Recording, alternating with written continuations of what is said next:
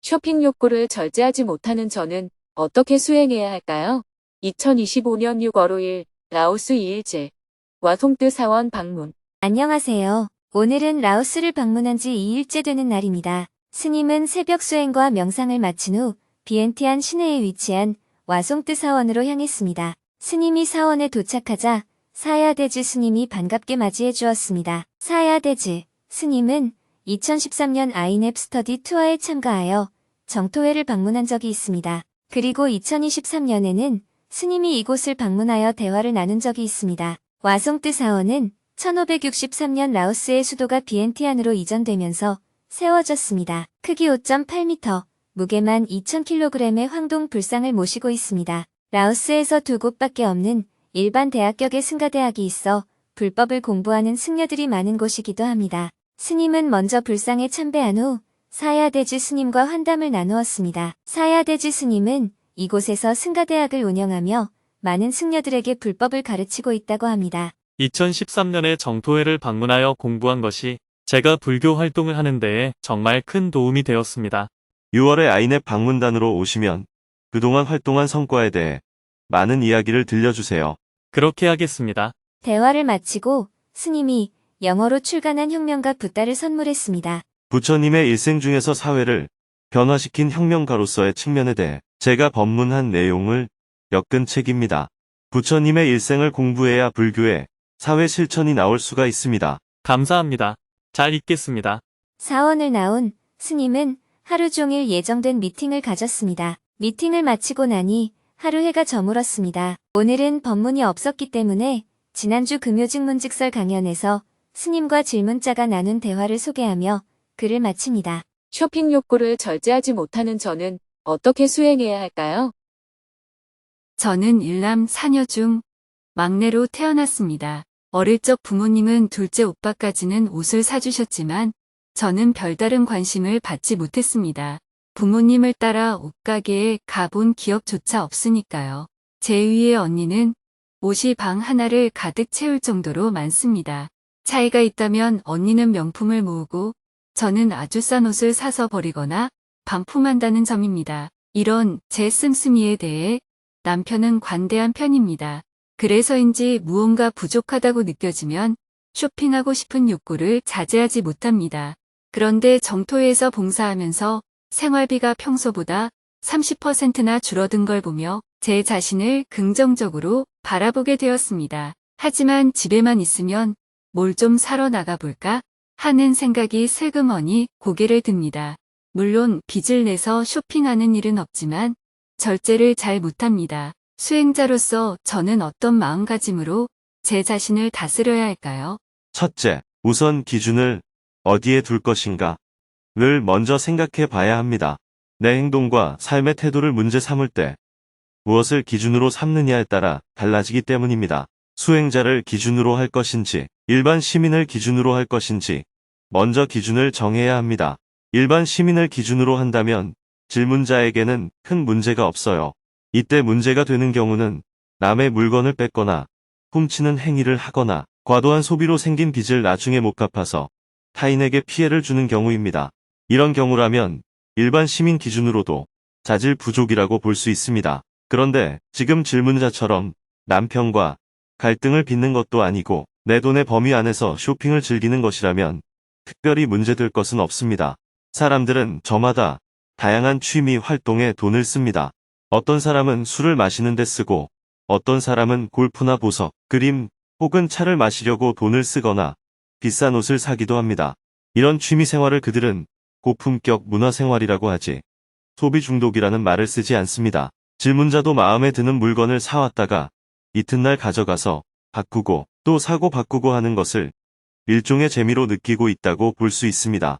시간도 있고 남편도 잔소리 안 하고 빚을 내서 하는 것도 아니기 때문에 특별히 문제될 것은 없습니다. 그래서 너무 문제 삼을 필요는 없다고 생각합니다. 그럼 그렇게 해서 쌓이는 물건들은 어떻게 해야 할까요?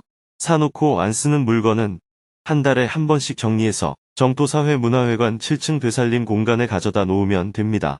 술은 마시면 없어지지만 물건은 쌓아두면 공간만 차지하잖아요. 재활용센터에 기증하면 필요한 사람이 쓸 수 있으니까 별 문제가 없습니다. 그래서 고민할 만한 문제가 아니에요. 둘째, 왜 이런 습관이 들었을까요? 예를 들어 일반적인 자전거는 몇십만 원이면 충분한데 자전거 동호회에 가보면 수천만 원짜리 자전거를 타는 사람도 있어요. 오토바이 동호회에서는 몇억 원짜리 오토바이를 타기도 하고 차 동호회에선 한 판에 몇천만 원짜리 차를 자랑하기도 합니다. 커피나 포도주 애호가들도 마찬가지예요. 어떤 사람은 지하실에 포도주 통을 가득 쌓아두기도 해요. 좋게 보면 취미지만 나쁘게 보면 다 중독입니다. 이 중독은 허전함에서 생겨납니다. 마음이 허전할 때 그것을 채우려는 행동이 나타나는 거예요. 아이들이 계속 게임을 하는 것도 유튜브나 TV를 끊임없이 보는 것도 다 중독입니다. 바쁘거나 해야 할 일이 많은 사람은 그럴 시간조차 없습니다. 결국 중독은 마음의 허전함에서 생기는 것입니다. 질문자가 계속해서 물건을 사고 다시 반품하기를 반복하는 행동도 마찬가지예요. 뭔가 마음의 빈 공간이 있기 때문입니다. 어릴 때 물건에 대한 결핍에서 시작한 허전함이 지금까지 마음에 남아서 물건을 끝없이 사는 것으로 채우려는 거예요. 예를 들어 어떤 사람이 중학교 때까진 공부를 잘했는데 부모가 여자라는 이유로 고등학교나 대학 진학을 막았다면 학력에 대한 열등의식이 남아 있을 수 있습니다. 이런 사람은 나중에 여건이 나아지면 끊임없이 공부하러 다니는 경우가 많습니다. 연세 드신 분들 중에 열심히 공부하는 분들을 보면 학벌에 대한 열등의식을 가진 경우가 많아요. 학벌에 대한 부족함을 보충하려는 마음이 계속 일어나는 것입니다. 이렇게 한 가지에 집착하는 태도를 중독성이라고 표현합니다. 중독성의 뿌리는 마음의 허전함에 있습니다. 내면에 비어있는 공간이 있을 때는 중독성이 생기고 그 공간이 채워지면 중독성도 자연스럽게 사라집니다. 담배 피우는 심리는 어떨까요? 글 쓰는 사람이 담배 피울 때를 상상해 보세요. 글이 술술 써질 때 담배를 빼서 뭅니까? 아닙니다. 글이 잘 안 써지고 막힐 때 담배를 찾게 됩니다. 술도 마찬가지예요. 뭔가 스트레스를 받을 때 술을 마시거나 담배를 피우거나 하게 됩니다. 이처럼 중독은 허전함이나 답답함에서 발생합니다. 수행은 이런 마음의 빈 공간을 메워주는 역할을 합니다. 그래서 수행자가 되면 자연스럽게 중독성이 줄어들거나 사라지게 됩니다. 봉사하느라 바빠서 못하기도 하지만 더 본질적으로는 수행 과정에서 내면의 허전함이 점차 채워지기 때문입니다. 그러니 자연스럽게 습관적인 행동들도 줄어들거나 없어지게 되는 것입니다. 질문자도 지금 자신의 행동이 중독성이라는 사실을 자각해야 합니다. 셋째, 수행자는 모든 습관으로부터 자유로워져야 합니다. 심지어 좋은 습관에서도 자유로워져야 하는 것이 수행자입니다. 습관성으로 한다는 것은 종속돼 있다는 거예요. 그런데 질문자가 하는 행위는 좋은 습관도 아니잖아요. 특히 지금처럼 환경 위기가 심각한 시대의 과도한 소비는 중독이며 일종의 사회적 범죄에 가깝습니다. 수행자라면 반드시 고쳐야 할 습관이에요. 물론 일반 시민의 입장에서는 큰 잘못 아니니 죄책감을 가질 필요는 없습니다. 그렇다고 칭찬받을 일도 아니라는 점을 분명히 염두에 둬야 합니다. 이런 경우에는 봉사활동을 열심히 하거나 법당에 와서 법문을 듣고 수행을 하면서 어릴 때 생긴 트라우마를 치유하는 것이 좋습니다. 봉사에 몰두하다 보면 자연스럽게 쇼핑에 쏟던 시간과 에너지가 줄고 그 과정에서 마음의 허전함도 점차 채워집니다. 습관적인 행동은 일정 기간 멈추면 점차 약해지게 됩니다. 또 보람 있는 일이나 수행으로 내면을 채우면 습관성이 저절로 줄어듭니다. 혹시 자신도 모르게 습관적으로 물건을 샀다면 자책하지 말고 자각하게 되면 다음 날이라도 재활용센터에 보시하면 됩니다. 그러면 그 물건을 필요한 사람이 쓸 수 있게 됩니다. 매대에 할인하는 물건이 보이면 마음에 드는 것도 아닌데 여러 개를 사서 쌓아두게 됩니다.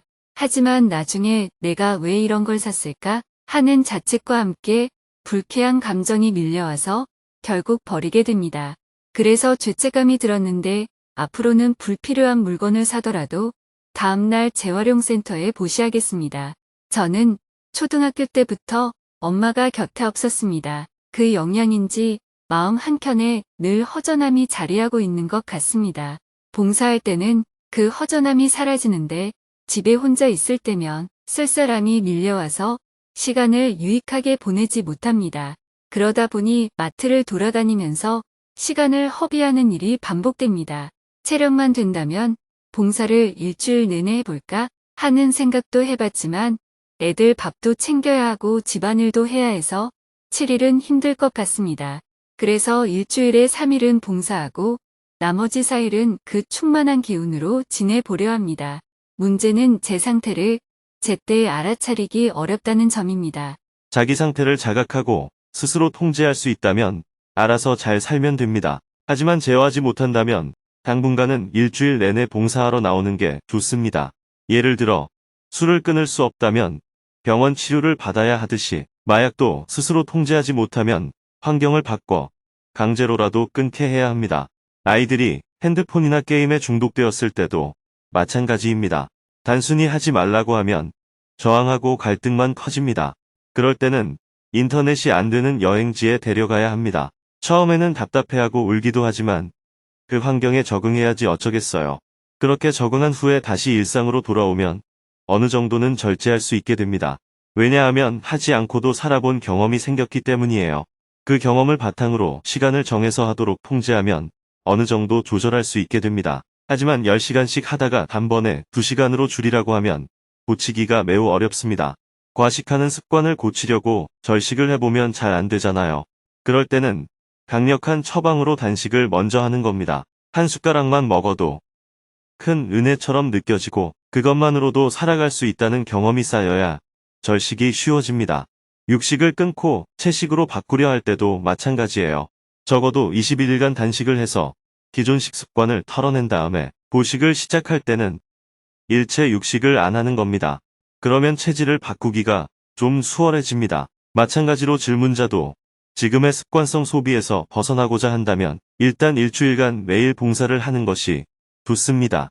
집안일이나 육아로 힘들다면 가족과 상의해서 남편에게 부탁을 좀 해보세요. 그게 어려우면 한 달, 2달, 석 달이라도 꾸준히 봉사하거나 더 나아가 아예 100일 출가를 해서 몸에 밴 습관을 어느 정도 빼야 합니다. 물론 집으로 돌아오면 예전 습관으로 돌아가기 쉽지만 그때부터는 약간의 노력만 하면 어느 정도 절제가 가능합니다. 이렇게 환경과 조건을 바꾸는 방법으로 문제를 해결할 수 있습니다. 네, 감사합니다. 스님은 내일도 라오스에 머무르며 예정된 일정을 가진 후 밤 비행기를 타고 한국으로 돌아갈 예정입니다.